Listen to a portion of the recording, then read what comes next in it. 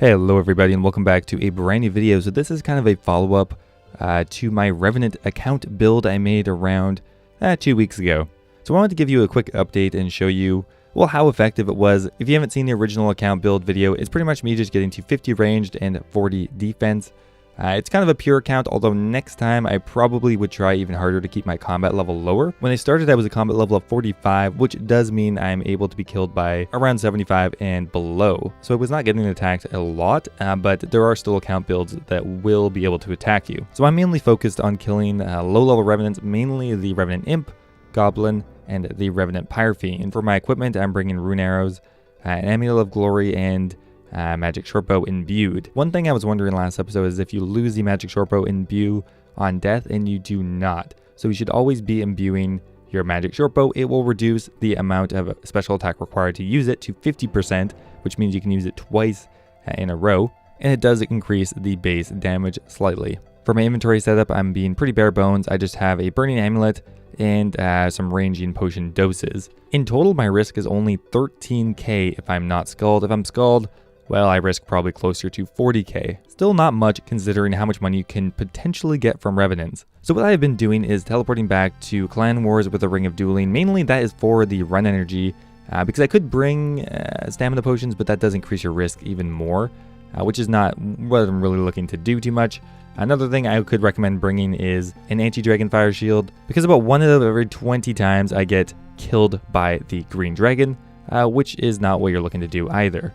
Let's just hop worlds here. So generally when I'm killing the Revenants, I am saving my special attack energy for the Revenant Pyrefiend. While you can just use it whenever, if you want to kill the Pyrefiend, you will most likely want the 2 special attacks, because that'll give you the highest chance to be able to kill it quickly, because if you drag it on too long, it is going to be pretty painful for you. So yeah, pretty much I'm just attacking the Revenant on this side of the cave. Often you can one-shot them, which is pretty nice. I am picking up all of the Revenant Ether, because it does have a decent value to it.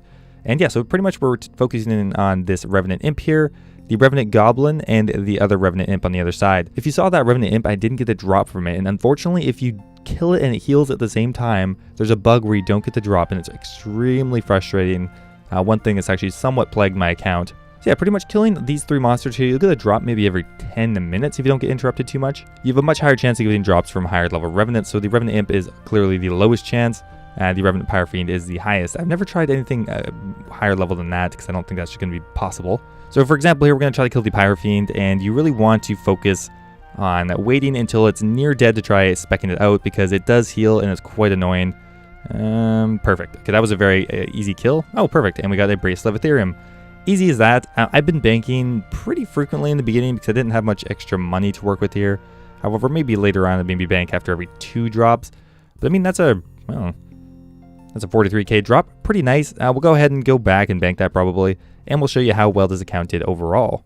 There we go. Our first drop is the Black Dragonhide. Quite nice, actually worth over 50k. We'll go ahead and bank that right away because we are really poor right now. Next up is a Rune Warhammer. I think we got that from the Revenant Goblin as well. Okay, next up here we have some Manta Rays, a nice 40k drop as well. That one I think was actually just on the ground. That's what's great about the cave, is there's so much going on that you can occasionally just pick up drops off the ground. I've probably gotten 2 so far. This was all just loot. We picked up 3 super restores, a bunch of Manta Rays, some blue D'hide chaps, some Saradomin brews, looking pretty good. Our bank is only worth around 340k right now, which was pretty much down to nothing from my account build video. Okay, Runite bars, those are always quite nice to get. We got that from the Revenant Imp this time. Somewhat rare, but I'll take it. Alright, here it comes. Luckily, it's extremely easy to escape people, especially if they don't have teleblock. You just run down here and teleport out. I mean, I was going to leave anyway, guy, but whatever. Another drop of Runite bars worth 62k. That's one of my best ones so far. Oh, and look over there, just a bunch of stuff on the ground as well. Now, some people are going to argue, is it worth being skulled versus not skulled? And I would say in this case, it's probably not worth being skulled. The main reason being, the chance of getting one of the Revenant weapons is extremely rare. And by being skulled actually reduces the chance of you getting an emblem, which is much more likely. So I think overall, you're better off doing this unskulled. And not to mention your risk will then be lower. The only time I'm going to skull is maybe if I want to try to kill somebody. Okay, there's a bunch of super restores on the ground. Oh my goodness, hopefully those are all high levels. I don't know. Hopefully they don't. Oh god, I am definitely gonna get killed here, but we're gonna go pick up the super resource anyway. How much was this loot worth? 82k. It was just on the ground. Because the Revenant caves are so bustly, you'll find stuff like this all the time, and it's extremely impactful for an account that has no money to begin with. There we go. We got some black d'hide once again. A nice drop of around 50k. Our bank value is going up very quickly right now. We're kind of getting the hang of this now. We're actually successfully killing the pyrefiend. All right, coming in with another rune full helm, only about 20k. And maybe we'll stay here for another drop at this point. Well, our bank's worth around 700k now, so, I mean, we're getting up there. Okay, we just went back with another drop of 10 black d'hide, as well as a bunch of Revenant ether and just some other random junk we picked up off the ground, worth around 70k, so pretty successful inventory. Okay, so we had to sell off a bunch of stuff in our bank because we were running out of money. We need to replace everything frequently enough. While I'm not dying a lot, I still do die occasionally, and, well, I need to replace my blue d'hide as well as my rune arrows. So we sold everything off and we have about 557k in cash. We'll probably go buy a few sets of blue d'hide, a bunch of rune arrows, and a bunch of jugs of wine. Okay, there's just a bunch of loot on the ground here. I can't even tell what's here. There's 2 giant stacks. Okay, another rune full helm from the Revenant imp, actually. Kind of rare from that one. I've gotten quite a few rune full helms, unfortunately. Not the most valuable drop possible. Okay, a drop of log. That's the first time I've gotten a resource drop in quite a while. Worth around 32k with everything else in my inventory. We just tallied back with a bunch of loot off of the ground. We got a bunch of manta rays, that drop of logs, bringing our bank up to 758k. Another bracelet of Ethereum. The bracelet of Ethereum is the most common drop from all Revenants. So you will notice you get a lot of bracelets, which is good because bracelets are worth around 50k and you can alch them even if you need to. If you get a bracelet of Ethereum, you probably want to teleport out right away though on this account because it will not be protected if you die, which means you will risk it every time. We just picked up another bracelet of Ethereum. I don't know why I have my stream overlay on, but professional video maker right here. Okay, I swear this isn't a repeat clip. I literally got another bracelet of Ethereum in the exact same spot. Okay, we got some runite ore worth around 33k. We got that from the Revenant pyrefiend. We'll go ahead and try to kill the goblin and the imp, and then we'll probably peace out of here. One thing I have learned is you don't want to aggro all of them at once because you can get killed, and I have died to the Revenants alone about 2 or 3 times now. Another bracelet of Ethereum coming in. That's another easy 40k to the bank. All right, we got another drop of manta rays worth 51k. That drop has increased in value quite a lot, actually. Let's go have a quick look at the bank here.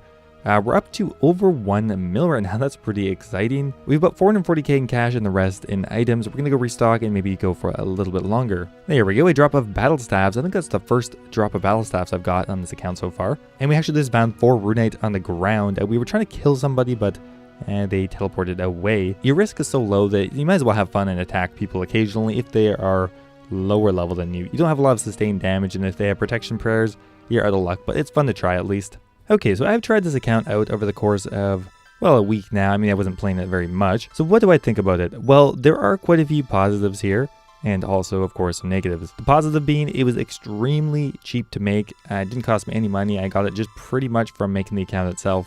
Maybe 200, 300k is what you need to build this account. Extremely easy. All the pieces of equipment are extremely cheap, and it probably only took me around 6 or 7 hours in total to make. You also have a pretty good chance of making a decent amount of money. However, it can vary quite a bit, as when the Revenant caves are busy, it can be challenging to get any kills. However, generally there's not a lot of people trying to kill the Revenant goblin, the Revenant imp, and even the Revenant pyrefiend you can sneak in pretty frequently. So we ended up with 1.13 mil. Now, if I broke that down per hour, it would probably not be that great. I would say maybe it would have made 200k an hour, which is not a lot. However, it's also extremely fun, and you also do have the chance of getting some of those high ticket drops. Now, what would I change for next time, or what are some of the drawbacks? Now, one of the biggest drawbacks with this account build is my combat level is still too high. I'm filling a weird niche here. If I just wanted to kill the Revenant goblin and the Revenant imp, I could probably get away with a much lower combat level by either using magic or just having no defense. Overall, if I built this account next time, I'd probably just keep it at 1 defense and just work with whatever you can get at 1 defense. Also, this account does struggle to kill the Revenant pyrefiend occasionally, so I would recommend building this account if you're looking for something fun to do or extremely easy and low risk. If you're actually looking to make decent money, I would probably recommend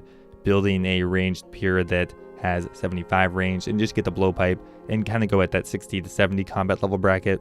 While yes, I am not getting killed nearly as much as I would if I was a combat level 60 or 70, I'm also increasing my risk by just spending more time there getting kills, getting items. With the blowpipe, you can kill most of the revenants. However, one drawback there is you will be competing with a lot of other people who also will be a higher combat level than you. And that is one of the things I really liked about this account build. Extremely relaxed, not a lot of competition, and you do have a chance of getting some good loot. Anyway guys, I hope you enjoyed the video.